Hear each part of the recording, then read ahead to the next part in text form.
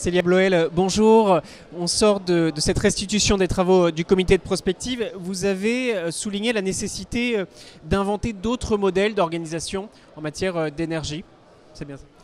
Effectivement, c'était un comité extrêmement intéressant puisqu'on s'est posé les grandes questions qui vont animer le débat énergétique dans les décennies à venir. La question de la transition énergétique, la question de l'accès pour tous à l'énergie et la question de la démultiplication des forces citoyennes et d'une envie territoriale de se pencher sur la question énergétique. Donc oui, on a un enjeu dans les 10 ans qui viennent à reconsidérer notre modèle énergétique et à poser les jalons d'autres choses, sans doute avec plus de décentralisation.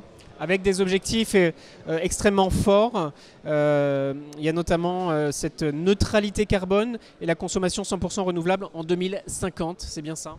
Paris en fait a mis l'énergie au cœur de ses politiques de transition écologique. C'est pour nous un enjeu majeur pour les années qui viennent avec deux enjeux très forts. Atteindre la neutralité carbone, ce qui passera forcément par une réduction d'abord des consommations d'énergie. C'est vraiment un pilier important. Et se mettre en route pour atteindre 100% des énergies renouvelables en 2050.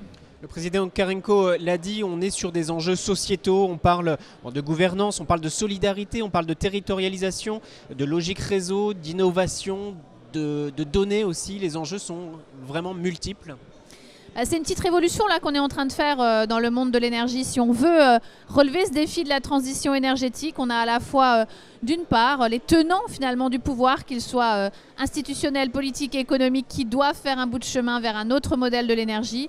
Et puis notre deuxième enjeu, c'est d'embarquer toutes les forces vives de la société, parce qu'effectivement c'est aussi une révolution sociétale qui est en train de se faire, et il faut qu'on puisse embarquer tout le monde dans cette dynamique, parce que la transition écologique ne se fera que comme ça. Et dernière question, j'imagine embarquer tout le monde aussi sur le champ territorial. Vous êtes dans des logiques urbaines, rurales, périurbaines. Vous travaillez avec tous ces acteurs?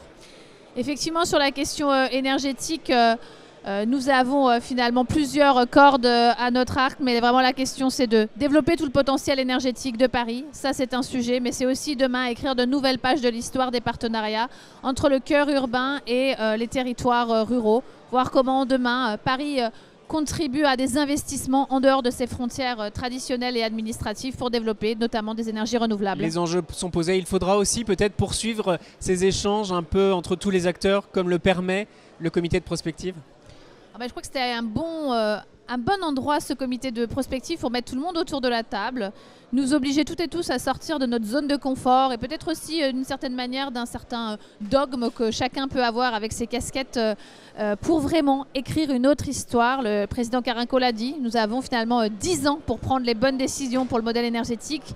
C'est très court en fait, donc il est temps que tout le monde accepte de se remettre en question pour écrire quelque chose qui permette à la fois un avenir durable du point de vue planétaire, mais aussi extrêmement juste du point de vue de la solidarité.